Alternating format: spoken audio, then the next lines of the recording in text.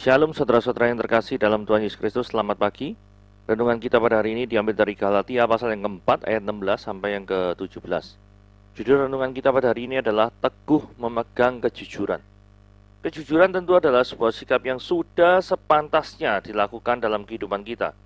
Tapi banyak orang yang tidak menyukai kejujuran karena kejujuran seringkali justru menyakitkan hati. Hal ini karena kebenaran yang terungkap seringkali tidak sesuai dengan apa yang dipercaya, sehingga menimbulkan rasa sakit hati. Terlebih bila kejujuran itu diungkapkan dengan tujuan untuk menegur orang lain atas kesalahan yang mereka lakukan, maka bukan hanya menghasilkan sakit hati, tetapi juga menghancurkan sebuah relasi pertemanan. Kejujuran ini pula lah yang menjadi sikap Paulus ketika menegur dan mengingatkan jemaat di Galatia, karena mereka terhasut pada ajaran yang menyesatkan. Paulus mengatakan bahwa ajaran sesat tersebut sungguhnya tidak akan membawa keselamatan kepada mereka, tapi hanya akan membelenggu mereka. Paulus menyadari bahwa kejujurannya untuk mengungkapkan kebenaran tersebut dapat menghancurkan hubungannya dengan jemaat Galatia. Bahkan dapat membuat mereka justru memusuhi Paulus. Tetapi Paulus teguh memegang kebenaran untuk tetap jujur kepada mereka. Sekalipun resiko dari kejujurannya tersebut cukup berat. Hal tersebut dilakukannya supaya mereka sadar akan kesalahan mereka, sehingga mereka mau berbalik kembali kepada Kristus. Keteguhan hati untuk tetap jujur dan mengungkapkan kebenaran seperti yang dilakukan oleh Paulus inilah yang patut kita teladani dan harus kita lakukan dalam kehidupan kita. Sekalipun ada resiko yang harus ditanggung, dengan senantiasa jujur terhadap sesuatu, kita mendapatkan kedamaian dalam hidup. Kejujuran terkadang menyakitkan, tetapi lebih menyakitkan lagi apabila kita hidup dalam kebohongan. Oke, mari kita lihat ya pembahasannya. Sebuah pelajaran berharga dari film Flight, gitu ya.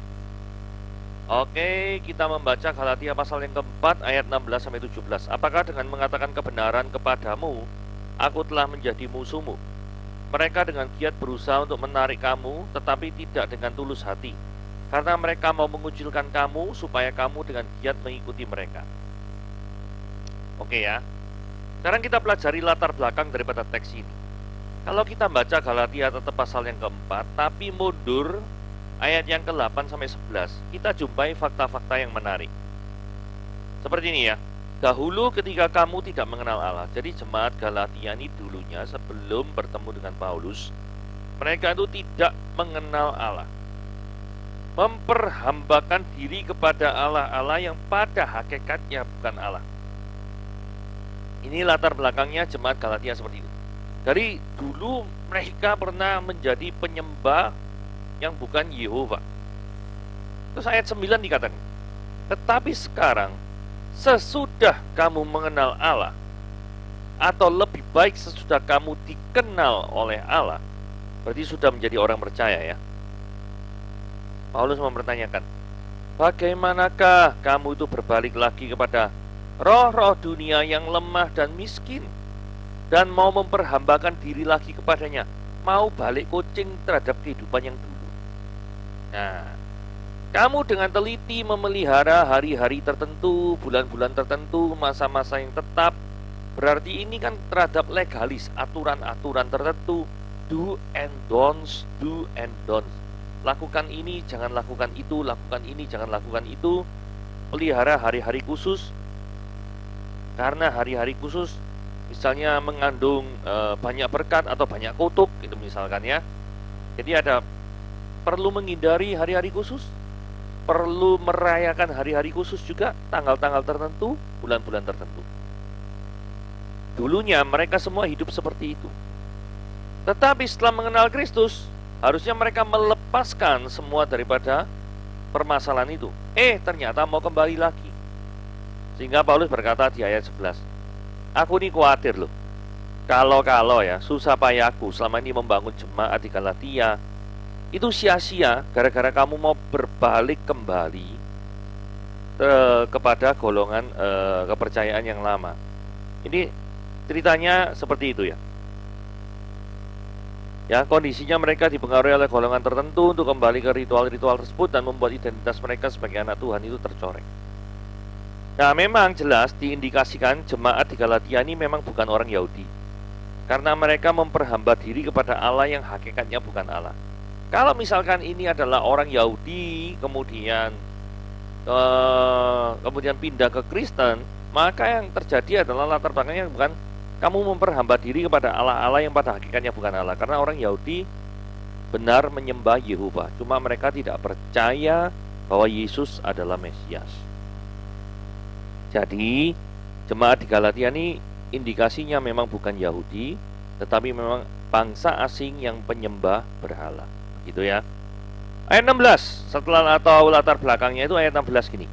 Apakah dengan mengatakan kebenaran kepadamu aku telah menjadi musuhmu? Nah, ini jelas ya. Ini teguran dari Paulus untuk menelanjangi keberdosaan mereka. Karena ketika kebenaran diberitakan, sifat daripada kebenaran tersebut adalah teguran terhadap perilaku yang salah. Maka hal tersebut adalah sangat tidak menyenangkan. Siapa sih senang ditegur? Mostly people tidak suka ditegur, betul ya? Karena teguran itu mengganggu kenyamanan bagi yang ditegur. Kan lebih baik enak dijak makan daripada ditegur, kan gitu ya? Tapi teguran ini penting loh. Karena kalau misalnya Paulus ini tidak menegur kepada jemaat di Galatia, maka jemaat Galatia akan tersesat. Dan akhir daripada kesesatan itu adalah neraka selama-lamanya. Tapi pertanyaannya gini ya, apakah kita memiliki kebesaran hati? Ketika perilaku kita, cara pikir kita itu keliru dan mau dibenarkan oleh Tuhan, apakah kita memiliki kebesaran hati? Karena seringkali orang itu dipenuhi dengan kesombongan, tidak mau berubah, merasa nyaman dengan yang sekarang. Ya sudah, jangan diutik-utik, sekarang aja sudah enak kok. Ngapain adik tegur-tegur segala apa gini gitu, tidak perlu lah. Nah, tapi mari kita contoh ya, teguran keras Yesus terhadap Petrus. Saudara, Petrus ini kurang apa? Setia terhadap Tuhan Yesus Kristus, kecuali nanti masalah penyangkalannya ya. Tetapi dia adalah salah satu murid yang paling vokal, yang paling berani, dan selalu menemani Yesus. Termasuk satu di antara 3 orang terdekat Yesus, selain daripada Yakobus dan Yohanes. Ya, tapi di Matius 16 ayat 23, mari kita lihat. Maka Yesus berpaling dan berkata pada Petrus, "Anyalah iblis." Tuh, ini Petrus di iblis-iblis no. "Engkau suatu batu sandungan bagiku, sebab engkau bukan memikirkan apa yang dipikirkan Allah, melainkan apa yang dipikirkan manusia." Jadi ceritanya pada waktu ini Petrus itu melarang Yesus itu pergi gitu loh. Padahal Yesus kan ngomong, anak manusia akan pergi, menderita, kemudian 3 hari lagi meninggal, itu 3 hari lagi akan bangkit, kan kayak kurang lebih kayak gitu. Nah, Petrus ini ngomong sekali-sekali hal itu tidak terjadi kepadamu loh, padahal itu kehendak Tuhan. Itu sebabnya Petrus ditegur sangat keras oleh Yesus, "Hanyalah iblis." Kenapa kok sampai sekeras itu, sampai perlu sekeras itu? Karena ini melenceng dari tujuan ilahi. Jadi prinsipnya, kalau seseorang atau sekelompok orang ini sudah melenceng dari tujuan ilahi yang benar, maka teguran keras itu harus dilakukan. 17. Ini ada kegiatan sekelompok orang yang berusaha untuk mengalihkan perhatian jemaat Galatia kepada yang bukan Kristus, yaitu kembali ke kehidupan lama. Ya. Kelihatan nih, kelompok yang mempengaruhi jemaat Galatia ini adalah bukan sembarang kelompok, tapi mereka memiliki kuasa dan pengaruh, sehingga kalau kehendak mereka itu dilawan, maka kondisi dari jemaat Galatia ini bisa dikucilkan. Ini dilihat daripada kalimat ini ya. Tetapi tidak dengan tulus hati. Jadi mereka itu adalah kelompok-kelompok yang pengen membuat jemaat-jemaat Galatia itu kembali ke kehidupan yang lama.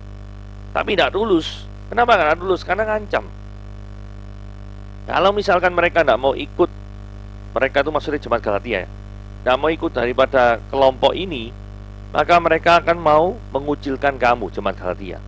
Jadi jemaat Galatia ini dikucilkan. Supaya dengan ancaman ini, maka sing jemaat-jemaat Galatia ini, kamu ini, akan mau giat mengikuti kelompok yang penyembah-penyembah berhala itu. Jadi ngajaknya itu apa ya istilahnya ya, gak tulus, penuh dengan ngancam, sehingga menggunakan ketakutan untuk mengontrol perilaku orang. Nah, ini manajemen of fear, gitu ya. menggunakan ketakutan seseorang untuk bisa dikontrol. Kelihatan nih, kelompok yang mempengaruhi cepat harinya ini sudah disebut ya. Jadi memang ada udang di balik batu dari kegiatan yang dilakukan oleh kelompok ini. Tidak ada ketulusan karena di balik aktivitas ada ancaman. Nah ini kita introspeksi daripada diri kita masing-masing ya. Bagaimana kalau kita itu mau cari pengikut atau menambah jemaat? Apakah dengan cara-cara yang tulus atau dengan cara-cara yang memiliki kepentingan tertentu yang tidak jujur? Karena tema hari ini adalah kejujuran, maka saya mau cerita belajar dari film Flight yang dibintangi oleh Denzel Washington. Itu ya. Nah, sinopsisnya seperti ini ya. Whip Whitaker adalah seorang pilot maskapai penerbangan berpengalaman, gitu. Southjet 277, gitu. Southjet 277. Nah, pesawatnya seperti itu ya. Secara ajaib berhasil mendarat darurat setelah mengalami bencana di udara dan berhasil menyelamatkan hampir seluruh penumpang. Setelah kecelakaan tersebut, Whip dipuji sebagai pahlawan luar biasa engkau ya. Namun saat kecelakaan itu dipelajari kembali apa yang sebenarnya terjadi di dalam pesawat dan siapa sebenarnya yang bersalah. Nah, mari kita lihat ya lebih dalam. William atau Whip Whitaker atau Denzel Washington ini merupakan seorang pilot dalam sebuah maskapai penerbangan penumpang komersial yang sudah berpengalaman. Namun karena kehidupan pribadinya yang tak karu-karuan akibat perceraian, Whip lebih suka tenggelam menenggak minuman beralkohol ataupun mengkonsumsi obat-obatan terlarang supaya melupakan semua kesulitan hidup. Perhatikan ya, orang ini tidak menghadapi kesulitan hidup, tidak berani menghadapi kesulitan hidup. Dalam hal ini adalah kecanduan alkoholnya itu. Dia selalu berkata, aku bisa mengontrol kecanduan alkoholku. Tidak bermasalah, aku tidak perlu bantuan orang lain. Aku bisa mengontrol kecanduan alkoholku. Berulang kali dia seperti itu. Oke, berikutnya. Saat itu Whip terlibat hubungan asmara dengan salah satu pramugarinya di dalam maskapai yang Southjet 277 itu ya, bernama Katarina Marquez, gitu, yang diperankan oleh Nadine Velasquez. Hari itu Katarina akan ikut penerbangan yang dipiloti oleh Whip dan co-pilotnya Cat Evans untuk sebuah rute penerbangan yang baru. Pesawat yang diterbangkan Whip lepas landas. Ini ceritanya pesawat yang diterbangkan Southjet 277 ya. Itu awal penerbangannya cuacanya buruk ya. Buruk sekali. Karena buahnya awan itu, musuhnya pilot itu awan ya. Kalau awan itu terlalu banyak, nah pilot, pesawat kalau lewat awan itu kan geronjal, turbulensi gitu ya, Nah, di tengah perjalanan pesawat itu turbulensi dan menghindari awan.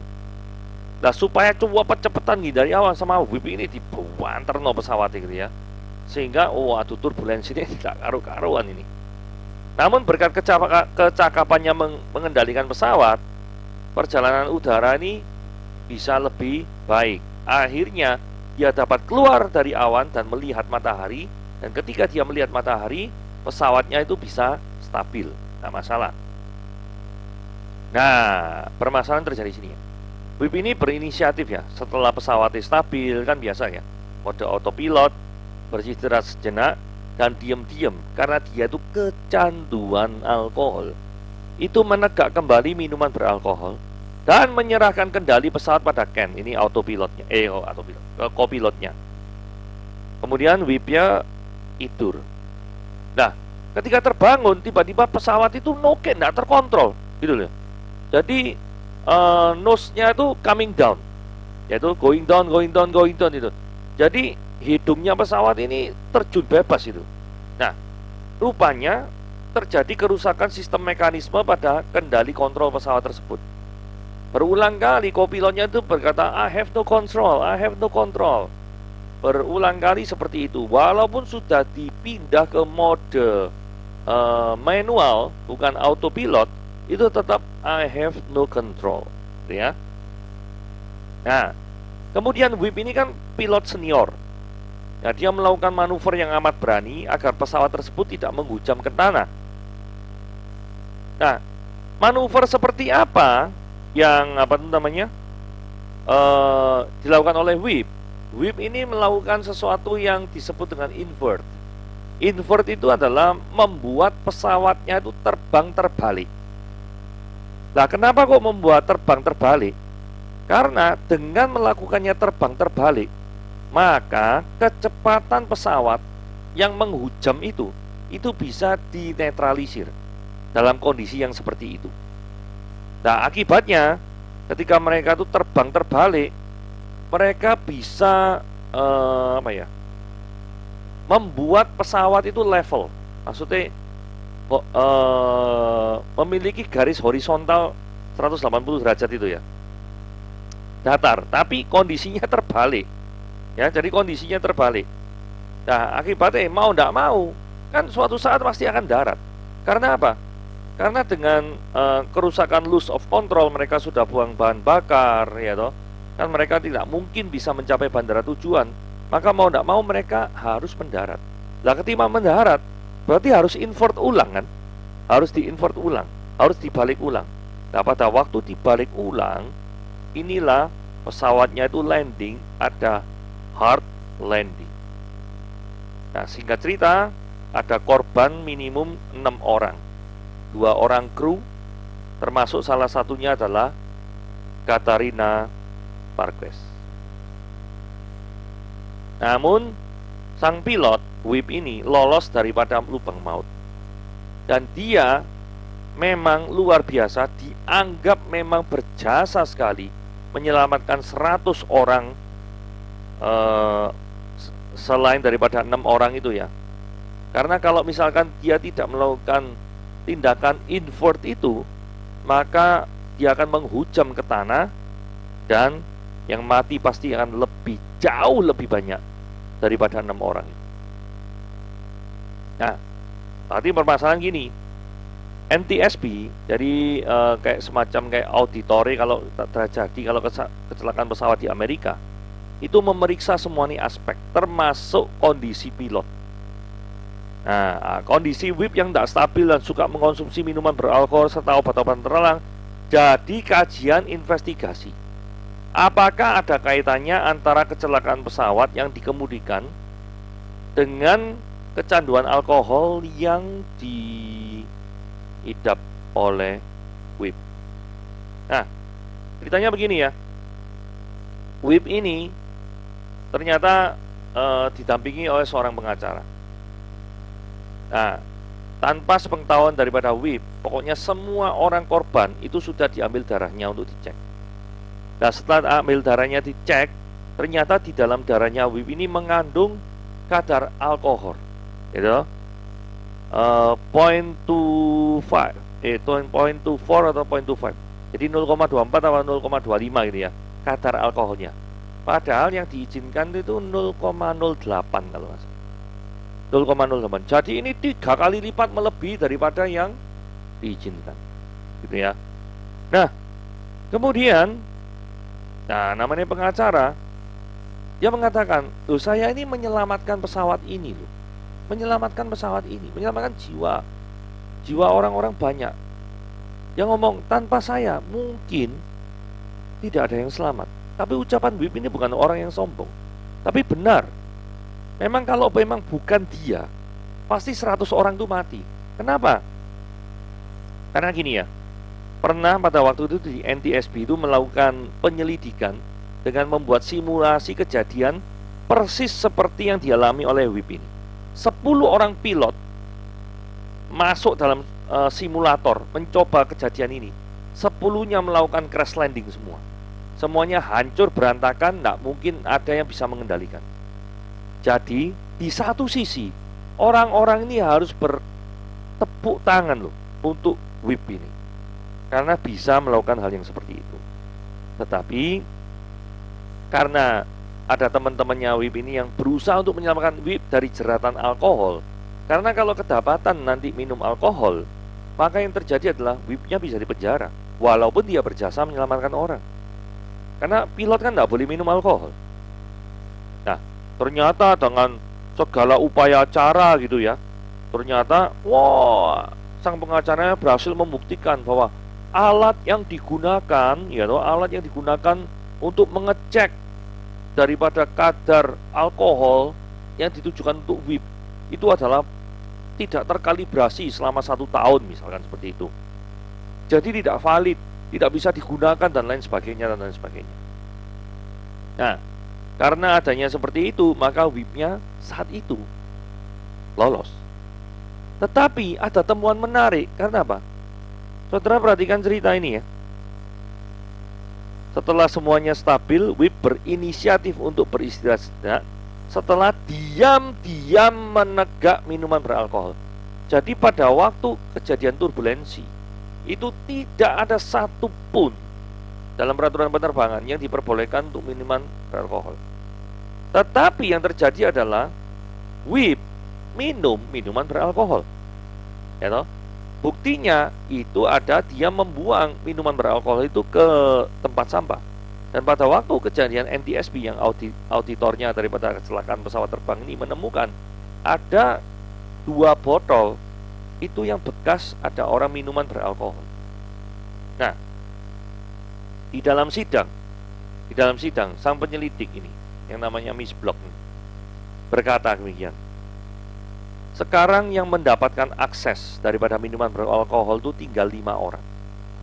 2 sudah meninggal. Ya. 3 itu dicek, 2 masih hidup, yaitu 1 kopilot, 1 kepala pramugari. Dua-duanya dicek itu tidak ada kandungan alkohol. Yang ada kandungan alkohol adalah ada di whip, tapi karena kerusakan alat ujian atau tidak validnya alat uji, maka itu dibatalkan. Tinggal 2 orang pramugari. Satu yang namanya Katarina Vasquez itu, yang satu namanya Camille. Camille tidak ditemukan. Katarina Vasquez ditemukan kadar alkoholnya 0,17. Jadi tetap melebihi, hampir 2 kali lipat. Nah, kemudian pada saat sidang hearing itu, penyelidik ini bertanya kepada Whip, "Whip, menurutmu siapakah yang minum alkohol yang meninggalkan 2 itu?" Karena ketika dicek itu tidak ada DNA ini tidak ada, sidik jari ini tidak ada. Mungkin sekali karena ya waktu megangnya itu pakai sarung tangan atau apa, enggak ngerti lah. Tapi intinya tidak ada seperti itu, sehingga tidak bisa diketahui siapakah yang minum alkohol. Ya, seperti itu. Kemudian yang terjadi adalah ditunjukkan kemungkinannya kan tinggal 2 toh. Atau bahkan mungkin tinggal 1 kalau misalkan alat ujinya itu benar-benar tidak bisa diandalkan. Kemudian tinggal 1 yaitu siapa? Katarina Marquez. Nah, Katarina Marquez ini adalah kekasihnya dia yang meninggal. Pada waktu dia ditanya itu, dia bisa saja berbohong dengan mengatakan, "Oh iya benar Katarina Marquez yang minum alkohol waktu itu, yang 2 botol itu." Bisa saja seperti itu. Tapi saking dia cinta sama pramugari ini, maka dia tidak memiliki kemampuan untuk menyodorkan kesalahan itu kepadanya, walaupun ini sudah meninggal. Nah, kemudian dia berkata, "Tuhan tolong saya untuk menjawab pertanyaan ini." Dengan keberanian, Whip berkata, "Saya yang minum daripada 2 botol itu." Memang bukan dia melindungi Katarina, bukan. Memang Katarina tidak minum sama sekali pada waktu di pesawat. Tapi sehari sebelumnya memang dia minum, sehingga kadar alkoholnya 0,17. Nah, si Whip ini memang minum dengan dosis tinggi lah ya. Buktinya kadar alkoholnya 0,24, lebih tinggi. Nah, saudara tak mengerti, walaupun dia pahlawan yang berjasa menyelamatkan 100 orang, tetapi karena dia tuh minum alkohol dan dalam kondisi yang tidak layak untuk terbang tapi tetap terbang, maka dia dijatuhi penjara kurang lebih 4-5 tahun. Tetapi apa yang terjadi? Selama 4-5 tahun itu, akibat daripada kejujuran Whip ini di pengadilan ini ya, dia berhasil memang benar-benar bebas dari alkohol. Kemudian dia bersaksi di penjara. Kalau misalkan saya waktu itu di sidang, bisa saja saya berbohong. Orangnya Katarina sudah meninggal kok. Dia tidak bisa bantah apapun. Dan tidak ada satupun yang bisa membuktikan 0,17 itu kapan minumnya. Apakah kemarin atau pada waktu penerbangan, tidak ada. Kalau saya ngomong Katarina, saya bisa bebas. Karir saya sebagai pilot itu tetap bisa terjaga. Nama saya tidak tercoreng, karena saya akan dikenang sebagai pilot yang menyelamatkan 100 orang nyawa. Tetapi saya tidak memilih itu. Saya lebih baik jujur. Saya sudah bosan dengan hidup dalam kebohongan. Jangan membohongi dirinya sendiri bahwa dia tidak alkoholik, tidak apa, padahal dia alkoholik. Terus dia ngomong gini, justru ketika saya mengaku itu, ketika saya kehilangan segala-galanya, kehilangan lisensi untuk terbang, dicabut, ya toh, dipecat daripada pilot dalam perusahaan komersial yang terkenal.